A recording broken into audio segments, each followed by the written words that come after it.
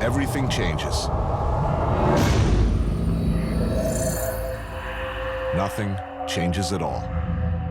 I took a walk through this beautiful world. Felt the cool rain on my shoulder. Found something good in this beautiful world. I felt the rain getting colder. Sha-la-la-la-la, sha-la-la-la-la-la, sha-la-la-la-la, sha-la-la-la-la-la.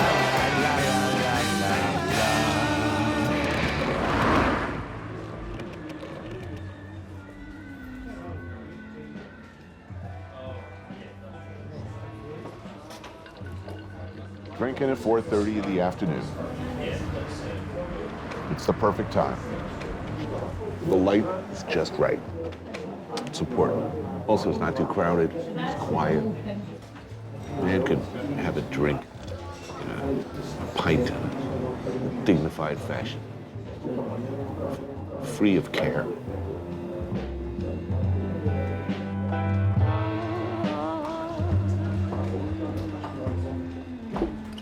Iceland. No, thank you. There you go. Thank you so much. So you're on holiday? Sort of. It's your first time in Glasgow? No, I've been a number of times before. I haven't been in this pub before, though. Oldest in... 1510 was the building. 1510. Amazing.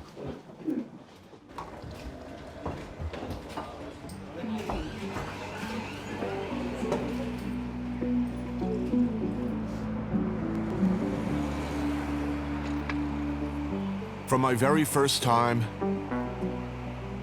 it was Glasgow. My favorite city in Scotland, one of my favorite cities on earth. I was going to say one of my favorite cities in Europe, but is Glasgow Europe? I don't think so. It feels somehow older than that. To many outsiders, Glasgow is seen as a hard-scrabble, even fearsome place. A place that history has moved on from. But there is definitely a sense here that something different is around the corner. Or will be one of the most important events in Scottish and British history. More than 4 million people will decide whether Scotland should stay in the UK or become an independent country. Will Scotland stay or will it leave the Union? Scottish independence could mark the beginning of the end of the UK as we know it. But in the end, 55% of Scots voted to stay in the Union. That left almost half the population still hungry for independence. And with 73.5% of teenagers voting yes, England had its undies very much in a bunch over the possibility of an unraveling of the Union with Scotland. It's an idea that is overwhelmingly popular in this city above all others. Glasgow's a gutsy city. I'm told there's going to be big changes, a different outlook, regeneration, but I still hear the cries of yesterday. Why does the possibility of independence have such a powerful hold on Glasgow? The past. Glasgow has long endured, among other things, a reputation for being the most violent area in the UK. It's a familiar cycle, analogous in many ways to what we see elsewhere. Hard times, disappearing manufacturing base, unemployment, a general sense of apathy that the government can't or won't fix what's broken. That in the corridors of power in London, in Edinburgh, they just don't give a shit about Glasgow. Especially Glasgow's east side. Like a lot of cities, like most cities in fact, Glasgow is divided.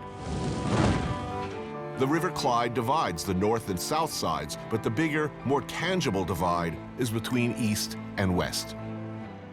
The west, things are expected to be, well, nice. Nice cars, nice families, all the nice stuff that affluence supposedly brings. East Side, that's where you grow up hard, where things are rougher, where you've got, according to popular legend, to fight to live every day. In Scotland, if you're a young boy in Scotland and you're 9 or 10 and you're coming home from school and a big guy beats you up and you run home to your mum crying, you know what she'll do? She'll give you a cuddle and then she'll tell you to get back out there and get him. Don't let anybody ever do that to you. And if you need to get a stick, get a stick. If you need a brick, get a brick. Don't let anybody do it to you. That's what we do. And it makes us dangerous enemies, or resourceful enemies, but it also makes us very loyal allies. Detective John Carnation, 38 years on the job, much of it as murder police on the East Side. He's seen it all.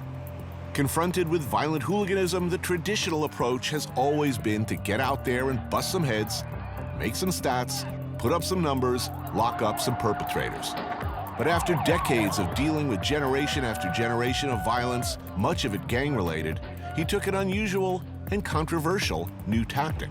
Along with a colleague, John established a special unit within the Strathclyde Police called the Violence Reduction Unit, and focused their efforts on the social problems that he felt led directly to violent crime. His peers, unsurprisingly, were dubious. But as of 2014, Scotland is at a 40-year low in violent crime. Retired from the force, Carnation now advises law enforcement around the world. When in town, though, he likes to come here. Typical Scottish fare, Mother India. For a lamb curry simmered in spicy tomato gravy, served with traditional Scottish naan bread. I knew Glasgow was traditionally a tough town. I've always seen Glasgow as a warm, welcoming place. It's always been one of my favorite places in this part of the world to visit. So do you think the town's reputation is deserved, or is this a... No. I mean, in terms of the level of violence, the facts are the facts. That's there. But statistically, if you don't live or come from Glasgow, your chances of being a victim of a violent attack in Glasgow, it's something like 0.000. I've never, ever, ever felt, and I've done a fair amount of stupid behavior here, a fair amount of drinking, a fair amount of putting myself in the sort of, situations that they advise visitors to a new town to not do. I've never, ever felt uncomfortable here. On the other hand, I could be wrong in that after a few drinks, I notice that I don't understand anyone. So they could be making various threats of violence to me at the bar, and I could just be smiling and nodding.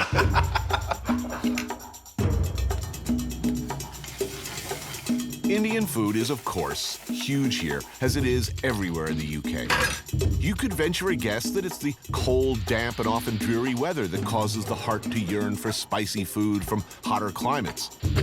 But it's more likely it began with the trade routes established by the East India Company in the 17th century and returning sailors, and that whole take over India thing. All I can say is pass the Rogan Josh.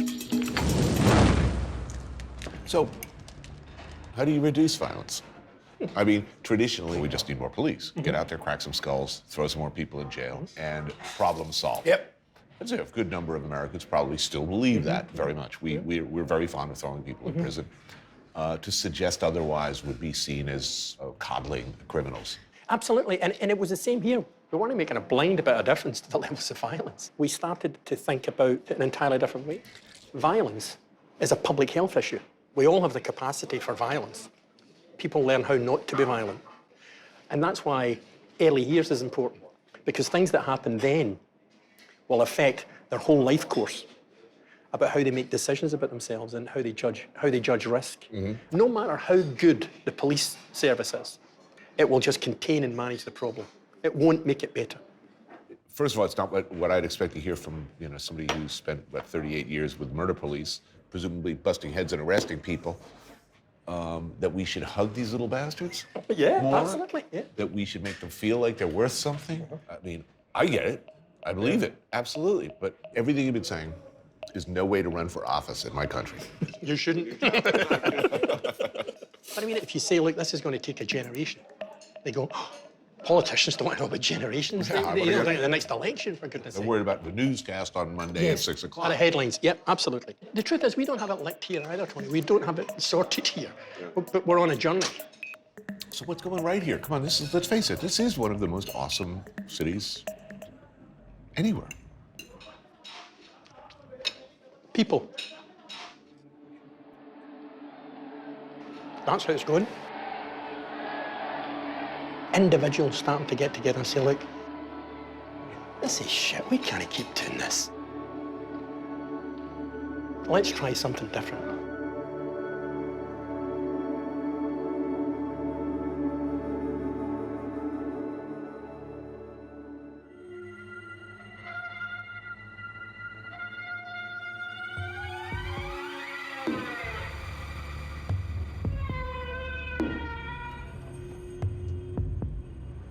Look, I don't want to give you the impression that Glasgow is an impoverished wasteland filled with violent hooligans and gang members. An impression shared by many candy-ass Europeans for sure, and a reputation that many Glaswegians are only too happy to perpetuate. Let's face it, Detroit or New Orleans, most American cities make this town look like Club Med by comparison.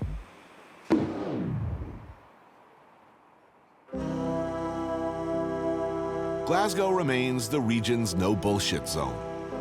What I find most endearing in this town is that if you're a native, you're probably an expert at taking the piss. A high-level style of ball-busting that approaches an art form around here. Well, it's good to be back at work again, isn't it?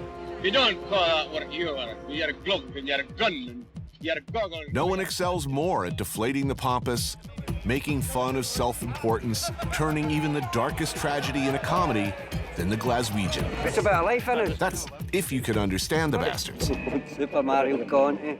He never does. This can be a challenge, particularly after a few pints of heavy or a couple of bottles of Buckfast. What a show-off you are!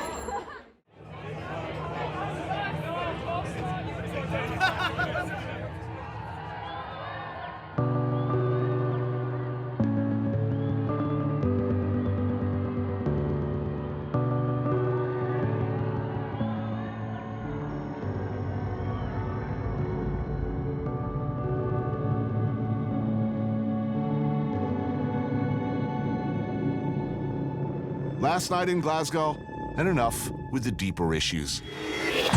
Now, I want to go no deeper than the bottom of a bubbling cauldron of hot grease. It's out there. It's calling to me. I want it now. A happy place from my past, where once I frolicked young and carefree in the field of friolated arts.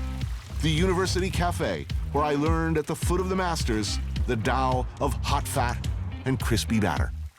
Yes, they do a deep-fried Mars bar here, and deep-fried pizza. Been there, done that. But Carlo here and his twin brother have been keeping the Varecchia family tradition alive since 1918. And it ain't about no Mars bar.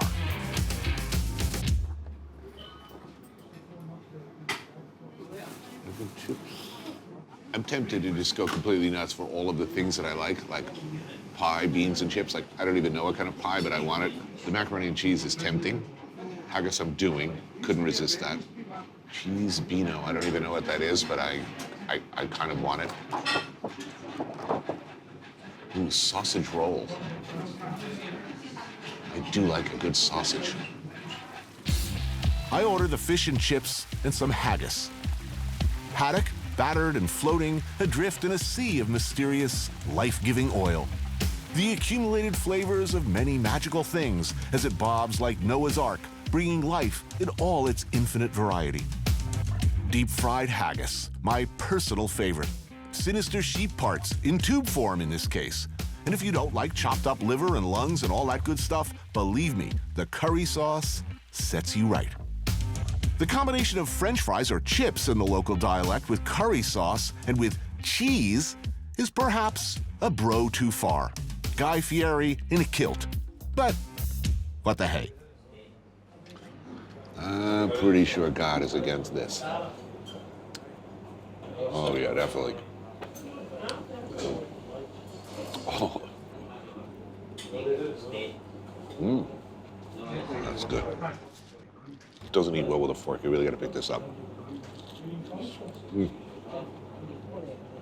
So ashamed.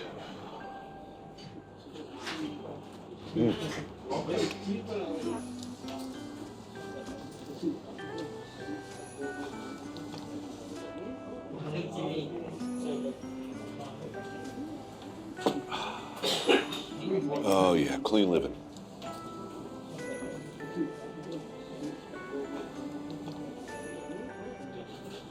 That's really one of life's great pleasures.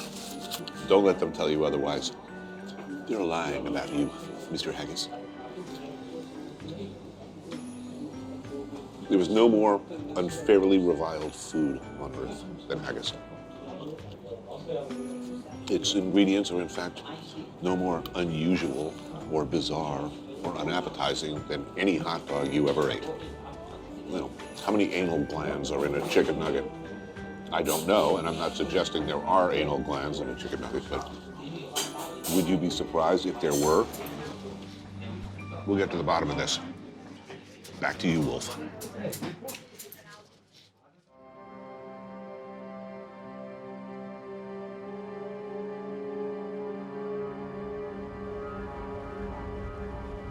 Heading north out of Glasgow, Scotland quickly becomes something else.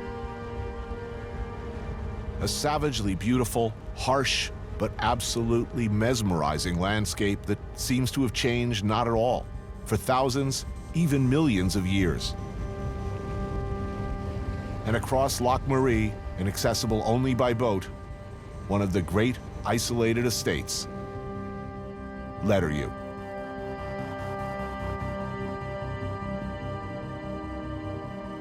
It's the favorite retreat of my friend, Adrian Gill. More widely known as A.A. Gill, he's the much feared and widely followed restaurant critic for the London Sunday Times. A regular columnist for a spectrum of magazines, author, traveler, and one of the finest essayists of our time. Letteryu, as it stands today, was built as a shooting lodge. Deer stalking like they do here is something from another era. But it persists in places like this, which both protect and cull deer populations. If you are, like us, of course, two murderous aristocrats looking to put some venison on the table, you need help. Professional help. And estates like Letteryu come with a stalker. Stephen Miller has been working here for 8 seasons now, both protecting the animals who live on it and helping people like us in the arduous and delicate task of sneaking up on them. We would, as gentlemen of leisure, require a cook. And Adrian has recommended the supremely well-suited Fiona Culinary, who excels at this kind of Scottish traditional game cookery. For dinner, it's grouse, shot, then hung until the already funky game bird gets pleasingly ripe. The birds are rubbed inside and out with salt and pepper, some fresh thyme jammed in the cavity, browned in the pan, plenty of butter to baste with. In traditional game bird cookery of the British Isles, bread sauce is a must. We don't do this in America, but here, it's essential. Basically, it's milk, simmered with flavoring agent like an onion piqué, nutmeg, and bay leaf, then thickened with raspings of bread. Grouse barded with bacon, then roasted in the oven. Nicely rare to medium rare, they're removed to rest and the pan deglazed with red wine, game stock is added, and the sauce reduced. Topped with watercress alongside some parsnips and beetroot. So explain what we're eating, because this is as classic as it gets, right? And this is specifically Scottish. This is a grouse, which is the only truly wild game bird in Britain. They're the most highly prized as a sporting bird. They're the most difficult to shoot, but more importantly, they're the most prized to eat. And this bread sauce thing, what is that? Bread sauce, which is, so you really have to grow up here to love this. It's like pottage. It's a sops. It's a very old dish, but it goes very well with the grouse. They're a very gamey meat. It's a very grown-up taste that is slightly repellent, but it is within that it is particularly alluring. Right. And there is something also sexual about it that people don't often talk about. Right. So good. I went to a vegetarian school.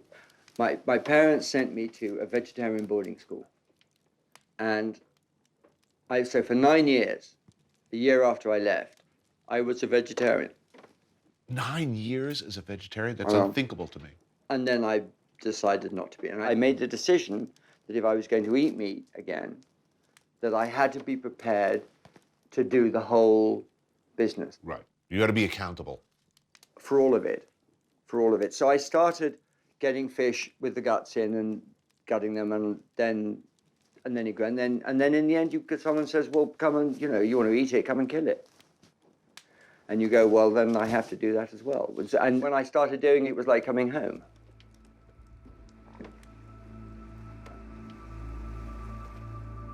And that's the thing with being on the hill.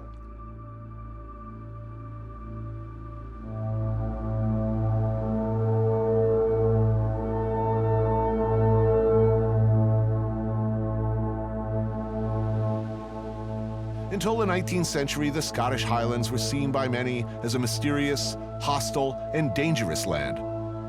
Populated, when populated at all, by scary-ass barbarians, descendants of the terrifying Picts, tribes so ferocious, so extravagant in their violence and toughness that even the Roman legions decided not to mess with them and instead built a wall, hoping to just keep them out and away from civilized society. Later, hunting estates like this were home to tenant farmers who scratched out a living growing oats and potatoes. Owned by landed gentry, by various royals, the Highland clans Mackenzie, MacDonald, and MacLeod, to name a few, later by newer money, fabulously wealthy foreigners. Today, around half the land in Scotland is owned by fewer than 500 people. It's an anachronism. Dismaying to some, I grant you, but seductive as well. Because who wouldn't do this if they could? Enjoy this kind of rugged solitude from the comfort of a warm, inviting 17th century lodge. Warm one's legs by the fire, play a little snooker, enjoy a fine single malt or two, a substantial game meal, maybe another whiskey perhaps. Contemplate the mysteries of the universe under a starry sky. Then to sleep into the arms of Morpheus, to rise in the morning as bringer of death.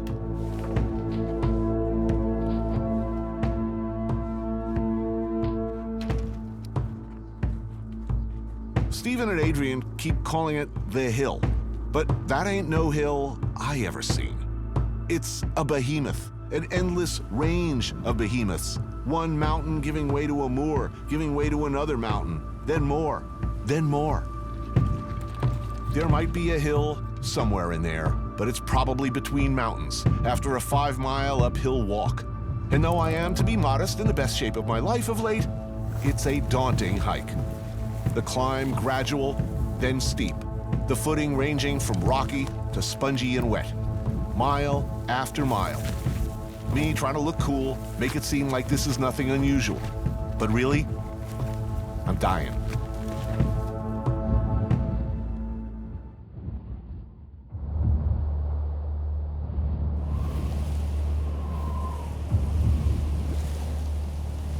We walk the Highlands for hours. Our stalker, Stephen, finally identifies a red stag of suitable age and size.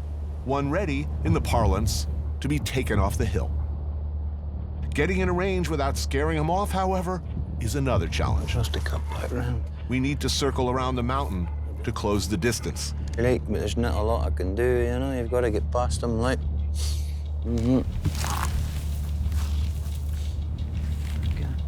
So we go slowly.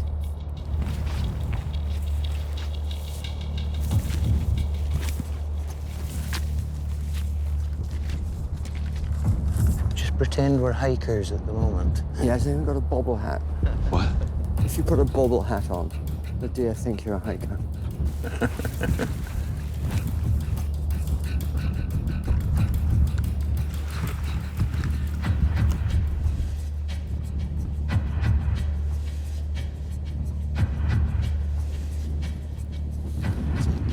Just in front into the... Can you see the antlers? Yeah.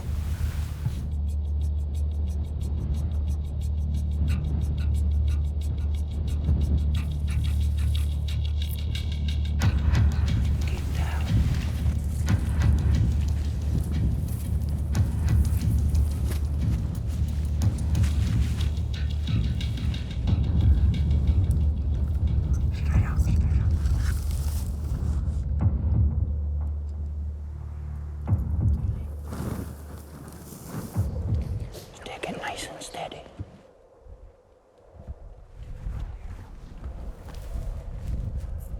It's unsafe, remember.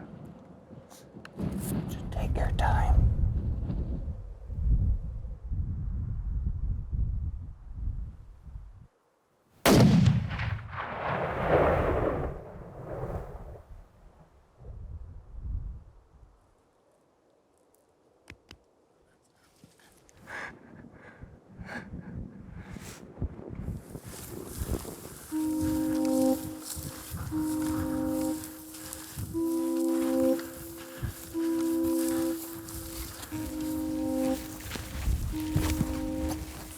That's a nice dog. 10 points. Is that good? He was never going to get any better. Do you want to use your knife? Yeah.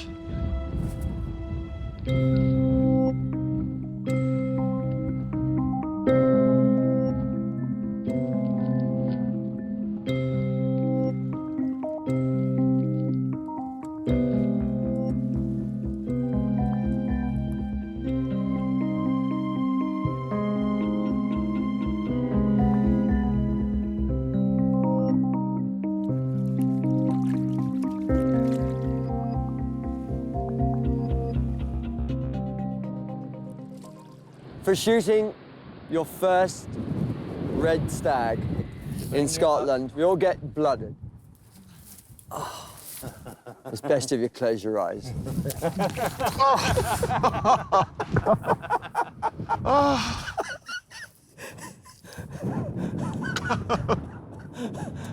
Oh, okay. And the rule is you have to leave it on Yeah. all day.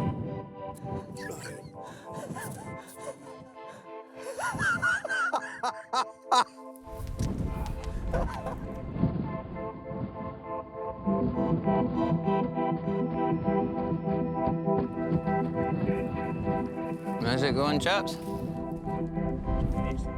As getting vehicles up here would be both difficult and destructive, the estate has maintained the tradition of using Highland ponies to retrieve the stalked deer. They're bred to be strong and trained to do this work. They'll likely make it back sooner than we will. Thanks, chaps. We'll catch you later on at some point. Yeah. Good boys through.